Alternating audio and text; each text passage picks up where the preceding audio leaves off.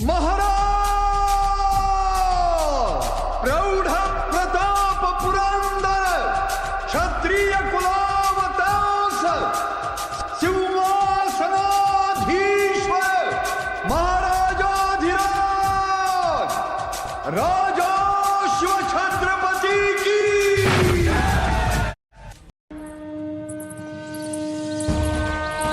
कवित्वाचा स्पर्श होतो.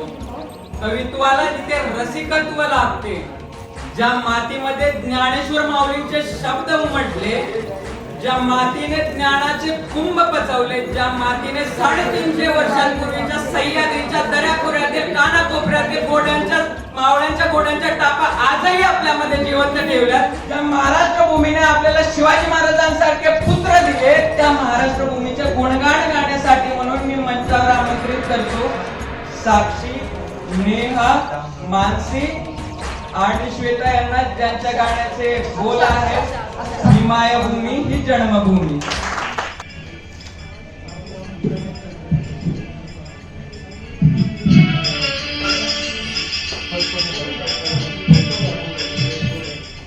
मायभूमी जन्मभूमी कर्मभूमी आमची महावंदनीय ती प्राणप्रिय ही माय मराठी आमची.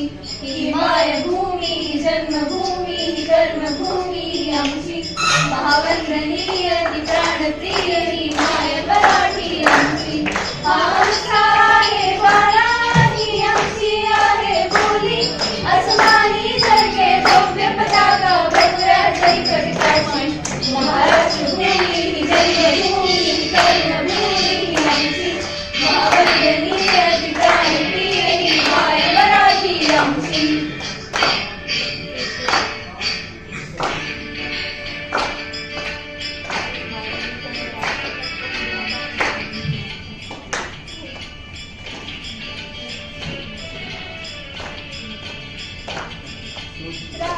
देशा कणखर देशा दगडाचा देशा प्रणाम माझा घ्यावा हे श्री महाराष्ट्र देशा. भीमा वर्धा कृष्ण कोयना भद्रा गोदावरी एक कणाचे धरती पाणी मातीच्या गावली. योगांची संतांची भक्तांची माळकऱ्यांची ही देव देश धर्मासाठी प्राण वेचणाऱ्यांची योद्धांची वीरांची तलवारीच्या वाट्यांची देशाचे रक्षण करण्यासाठी जीव घडणाऱ्यांची ही भूमी सप्तसुरांची रंगाची अष्टकलांची काव्याची शास्त्र विनोदाची ही भूमी साहित्याची. महाराष्ट्र भूमी जन्मभूमी कर्मभूमी आमची महावंदनीय प्राणप्रिय ही माय मराठी आमची. महाराष्ट्र भूमी जन्मभूमी कर्मभूमी आमची महावंदनीय प्राणप्रिय ही माय मराठी आमची.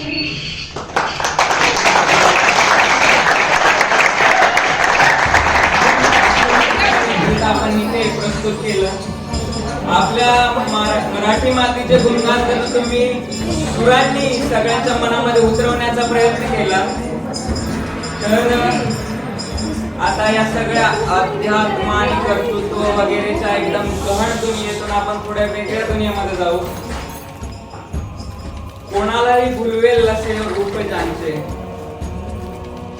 कोणालाही भुलवेल असे रूप ज्यांचे, चंद्रालाही भुलवेल अशी ज्यांची कांती, अत्तरालाही खिजवेल असा ज्यांचा गंध, कोकिळेलाही खिजवेल अशी ज्यांची वाणी, अशा या स्वर्गातील अप्सरांची भूतलावरील प्रतिकृती सादर करण्यासाठी म्हणून आपल्या समोर येत आहेत तनया आणि कश्यपी, ज्यांच्या गाण्याचे बोल आहेत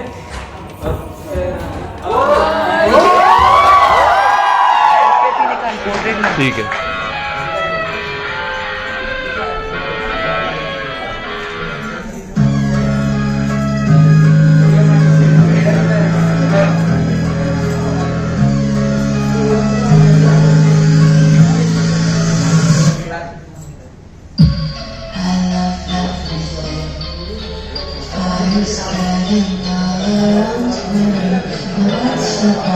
silent today. So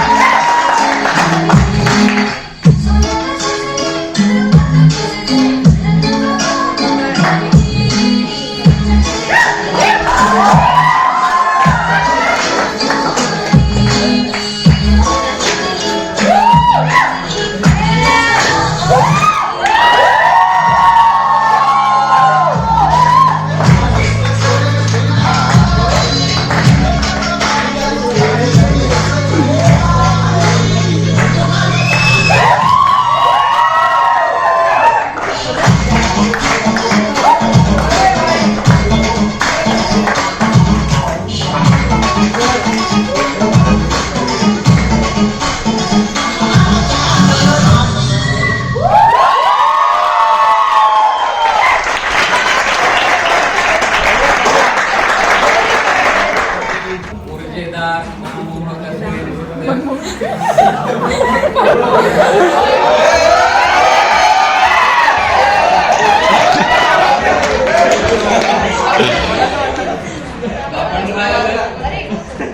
जरीही आजच्या दिवसाचे औचित्य न विसरता आपण परत एकदा इतिहासाकडे वळूयात. मी परत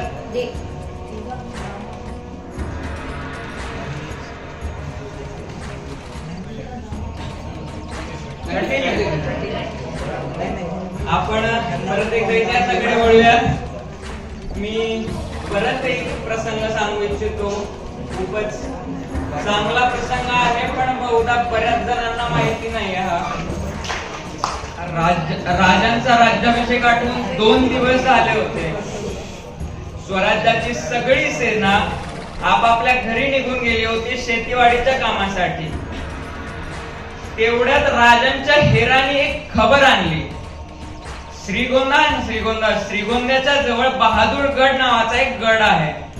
तर हेराने खबर आणली, राजे बहादूरगडावरती 1 कोटीहून रोकड आहेत. राजांनी विचार केला, खर्च झालाच होता, घेऊ काढू. राजे आपल्या सरसैन्यपती हंबीरराव मोहितेंना बोलवतात आणि म्हणतात, हंबीरराव, बहादूरगडावरती 1 कोटी आहेत. हंबीरराव म्हणतात, आणतो. संवाद ऐका तुम्ही राजा आणि सेनापती मधला. राजे म्हणतात, हंबीरराव, बहादूरगडावरती 1 कोटी होन आहे. सेनापती म्हणतात, आणतो. इथं कारण द्यायचं काही नावच नाही. शिवचरित्र असं तुम्हाला एकच सापडेल इतिहासात जिथं कोणीही कारण देताना कधी तुम्हाला दिसणार नाही. कारण ते कारणच सांगतात.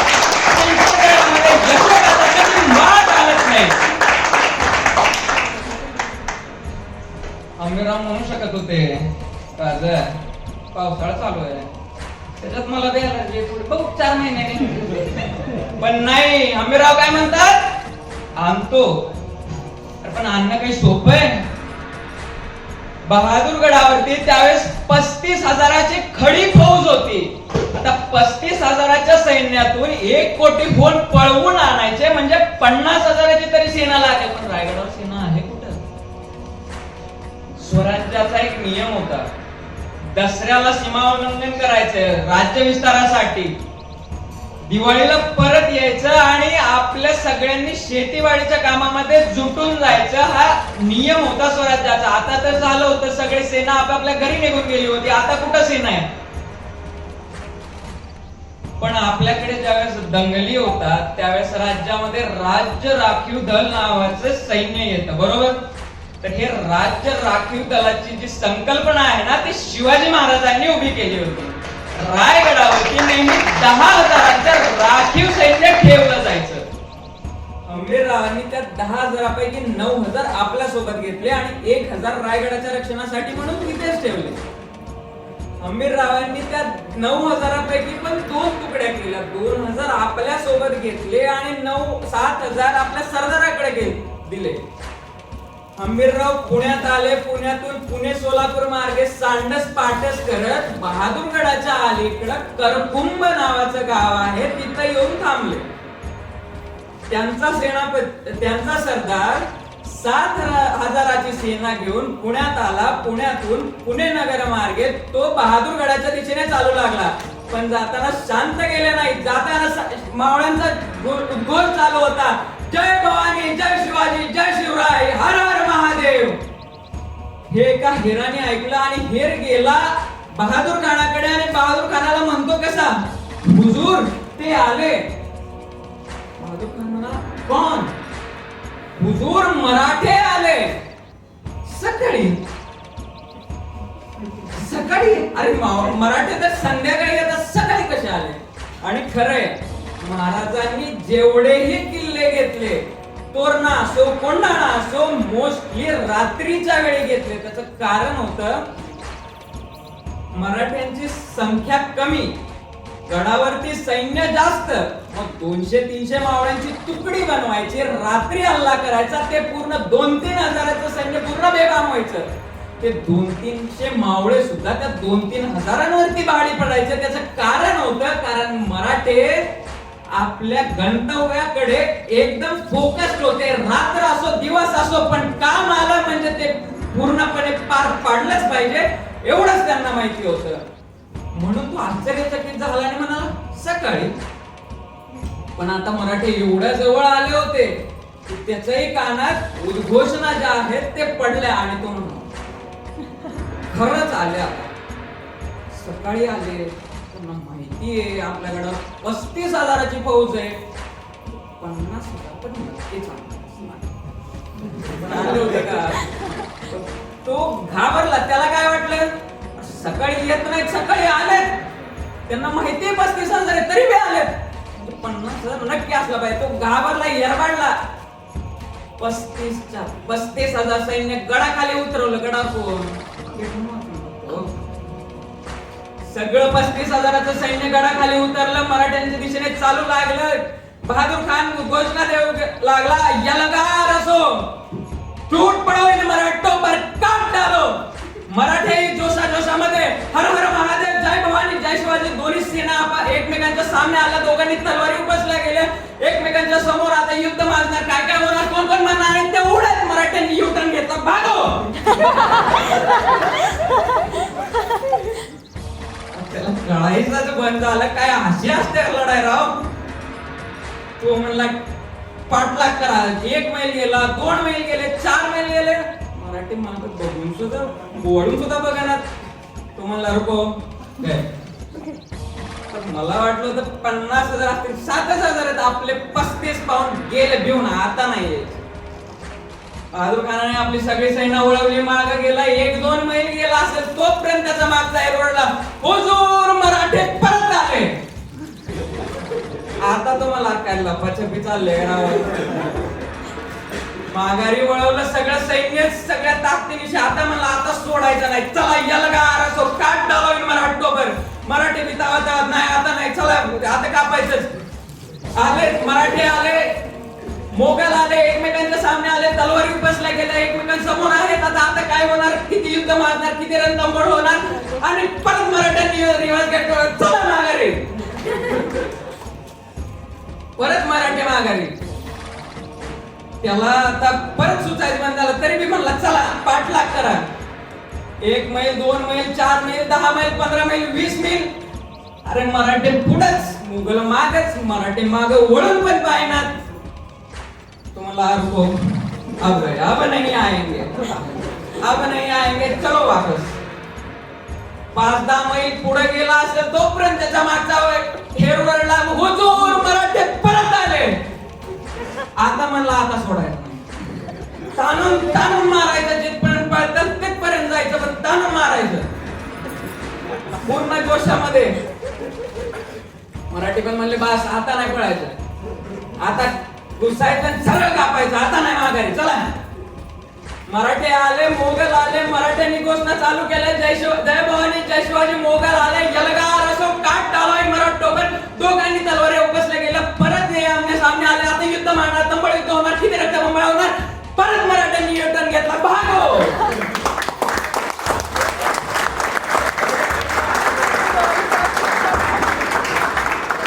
पण आता बहादूर खान संतापला होता. आता नाही सोडत, चला पाठलाग करा. जिथपर्यंत जातात पाठलाग करायचा.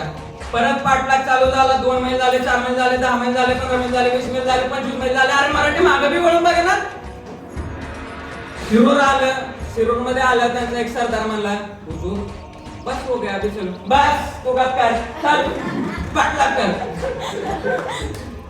शिरूर गेलं. शिरूर मधून रांजणगाव आलं. रांजणगाव असताना मराठे पुण्यात गेल्यावर काही मराठी कात्रजच्या घाटाने, काही सिंहगडच्या घाटाने, काही सासवडच्या घाटाने पसार. बहादूर खान पुण्यात आला. सापडलं कोणीच नाही. अरे यही तो थे, कहां गए? सापडतात ते मराठी कुठले हो.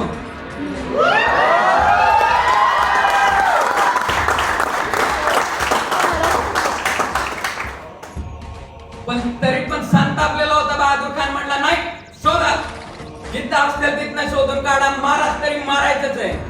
पुण्यामध्ये त्यांनी शोधाशोध चालू केली, पण नव्हतेच ना मराठी, काय करणार शोधून. बहादूर खान पुण्यात गेलाय ही बातमी कुणाला समजली? आंबीररावांना. आणि बातमी नेऊन दिली आंबीररावांना. बहादूर खान पुण्यात पोहोचला.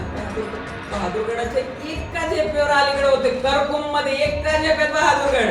गडावर कोण होतं? चापून सुचवलो. आत गेले, 1 कोटी पळवले, 200 दक्षिणी घोडे होते, त्याच्यावरती सगळं किमती सामान लादलं. 1 कोटी लादले, पण किल्ल्यामध्ये एवढं किमती सामान होतं की ते सगळं लादलं जात नव्हतं. भांबीरावांना सगळं आणायचं होतं, पण आता काय करायचं, आणता येत नाहीये. खूपच दुःखी मनस्थितीने त्यांनी ते सगळं फेकून 200 लादलेली घोडी घेऊन आंबीरराव निघाले. आले करकुम मध्ये. करकुम मधून पाटस सांडस करत पुणे, पुण्यातून रायगड. बहादूर खान इकडं नाही भेटले ना, चला जीतम जीतम जीतम, फासी जीत हासिल हुई, भाग गए मरहट्टे, असं म्हणून म्हणाला चला माघारी. वळवली सेना. आला बहादूरगडाकडे. पण जसा जसा बहादूरगड जवळ येऊ लागला त्याला कोणाशिवाय काही दिसनाच. बहादूर खान गेला, सुचलेला वॉचमन. तो म्हण, बहादूर खान मला क्या हुआ?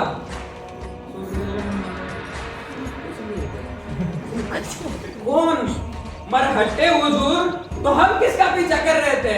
मरहट्टे हुजूर, तो ये किसने किया? मरहट्टे हुजूर, अरे ऐसा कैसे हो सकता है? ऐसा ही हुआ है हुजूर.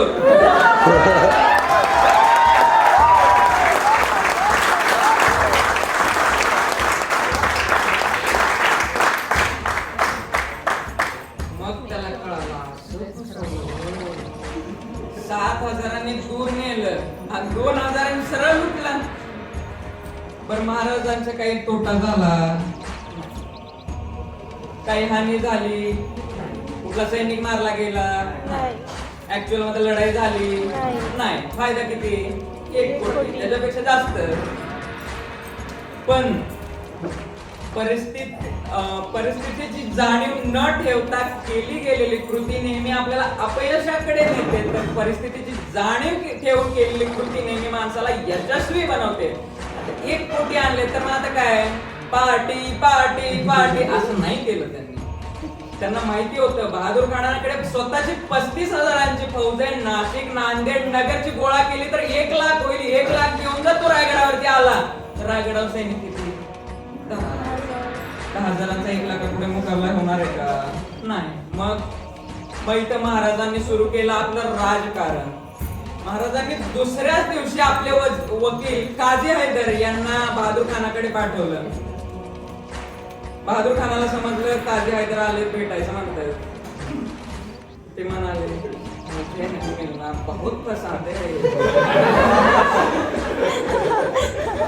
पण एक शिष्टाचार असतो, राजकीय पद्धत असते की आलेल्या वकिलाची भेट घ्यावी लागते. म्हणून बहादूर खानाला काझी हैदरांची भेट घ्यावी लागली. मग काझी हैदर म्हणाले, हुजूर, आपल्या मनावरती ज्या गहन घाव घातले गेलेले आहेत त्याच्या वेदना समजतायत आम्हाला. हो, एका दिवसात 1 कोटी जाणं काही खेळ नाही. तुमच्या मनावर काय दुःख असेल ते कळतंय आम्हाला.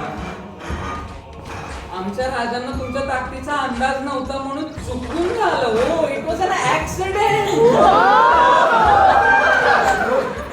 पण आता आमच्या महाराजांना तुमच्या ताकदीची जाणीव झालेली आहे, त्यामुळे ते 3 दिवस झाला आतल्या आत कळत आहे. वाक्य काय होतं? 3 दिवस झाला आतल्या आत कळत आहेत. रुटलं कधी होतं? काल. तर तेवढं दुःखातच होतं की त्याला कळलं नाही. 3 दिवस झाले नाही ना. 2 दिवसापासून जेवले नाहीत हो. राजांनी असं सांगितलं आहे, आम्ही तुम्हाला 10 किल्ले द्यायला तयार आहे. संभाजी महाराजांना चाकरीला द्यायला तयार आहे. आणि जर तुम्ही म्हणत असाल तर दस्तूर खुद्द महाराज सुद्धा तुमच्या चाकरीत येतील, तेही विना अट विना शर्त. बहादूर खानाला कळायचंच बंद झालं. अरे एवढं लुटून गेला तर परत मागे देतो, कशाला नाही म्हणायचं? बिना युद्धाचं बिना शर्तीचं. ओके हा, मग 10 किल्ल्याची चावी का नाही आलं? संभाजी महाराज कधी येतात? मग महाराजांना कधी आणताय? काजी ऐकताना समजलं मासा गळाला लागला. त्यांनी सांगितलं पुढे, आमचे महाराज तुम्हाला हे सगळं देणारच आहेत. नव्हे, दिलंच आहे. फक्त महाराजांची एक छोटीशी शर्त आहे, एक छोटीशी अट आहे. सुरुवातीला काय म्हणले होते? बिना अट देणार. पण तो एवढा आनंदी होता की त्याला एवढं बी कळलं नाही. आधी बिना अट म्हणलं होतं राव. मग अट हा सांगा मान्य आहे काय? सांगा ना अट. काजी हैदर म्हणतात, आमचे महाराज तुम्हाला हे सगळं देणारच आहेत, फक्त याला औरंगजेब बादशाहची परमिशन हवी आहे, त्यांच्या शिक्क्याचे कागद हवे. तो मला चालतंय देतो की, त्याच्यात काय अवघड आहे? कळलं ना, कागद कशाला मागत असतील? त्याच्या मागे एक राजकारण. त्यावेळेस काही एवढा असा स्पीड वाला टाइम नव्हता की तुम्ही हा चला औरंगजेबाचा नंबर डायल केला, हा आलं पण ना ते राजांचे वकील आले होते, हो तह करायचे म्हणतात, अच्छा 10 किल्ले देतात ना, नाही विनाट संभाजी महाराजांना पण पाठवतात, हो येतात की, हा नाही राजा स्वतः बी येणार की, काहीच नाही.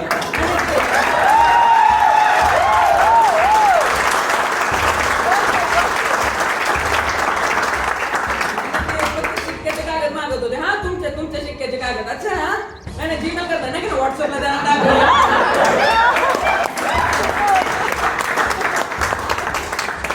एवढा गतिमान काळ नव्हता. त्यावेळेस काय व्हायचं, पहिल्यांदा बहादूरगडावरून सांडणीस्वार निघणार, तो आग्र्याला जाणार. जायला किती महिने लागणार? 2 महिने.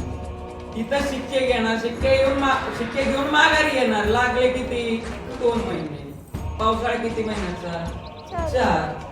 तोपर्यंत महाराजांनी रायगडावरती 80,000ची फौज जमा केली. आता हे कधी काय अडचण नाही, पण त्याला एक कळलंच नाही ना. तुम्हाला ठीक आहे देतो शिक्क्याचे कागद. काजी हैदर माघारी आले. आता फुकट भेटतंय म्हणलं कोण आक्रमण करेल? 4 महिने आपला निवांत बहादूरगडावरती 4 महिने झाले, शिक्क्याचे कागद आले. बहादूर खानाने आपले 2 वकील पाठवले महाराजांकडे. महाराजांनी त्यांचं स्वागत केलं. वकील म्हणाले, राजे ते शिक्क्याचे कागद आले. कसले? अहो ते नाही का तुम्ही मागवले होते? अहो ते तुमचे काजी हैदर आले होते. अहो ते नाही का तुमचं आमिरराव आणि आमचे 1 कोटी लुटले, मग तुम्ही काजी हैदरांना पाठवलं? मी पाठवलं होतं. आता करणार काय? प्रूफ कुठे आहे? गपचूप तोंड खाली घालून माघारी बहादूर खानाकडे. बहादूर खान विचारलं, काय झालं वकील?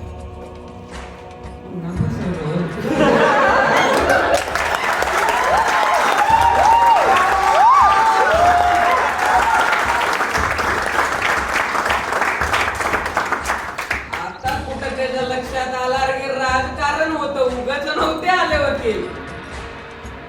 त्यांनी कळवलंय तिकडं आदेश आला, 10 किल्ले देत आहे, महाराज येत आहे, संभाजी महाराज येत आहे. आता पण माणूस गुणी होता, सगळं घडलेलं आहे तसं लिहून पाठवलं औरंगजेबाला. औरंगजेबाने त्याला एक खडखडीत उत्तर पाठवलं, तुम्ही आमचे एवढे हरहुन्नरी सरदार आमच्याकडे येता, एवढे धनधान्य घेऊन जाता, एवढी सेना घेऊन जाता, तिथे त्या सह्याद्रीच्या कानाकोपऱ्यात जाऊन त्या शिवाजी राजाशी छोट्या छोट्या लढाया काय खेळता, आणि तो शिवाजी राजा तुम्हाला फसवतो तरी कसा, आणि तुम्ही फसता तरी कसे रे? हे पत्र घेऊन सांडणीस्वार आला बहादूर खानाकडे. बहादूर खानाकडे येतं तेव्हा तुम्हाला शिवाजीराजा फसवतो तरी कसा आणि तुम्ही फसता तरी कसे?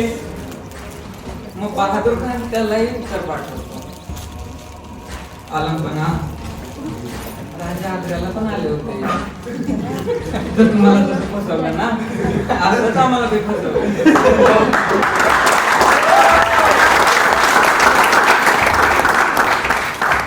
तर हे होतं राजकारण. त्याच्यानंतर बहादूर खानाने आक्रमण केलं नाही, कारण त्याला माहिती आहे 80,000 आहेत, 40 असते तरी बी हरवला असता, 80 तर मग सोडूनच द्या.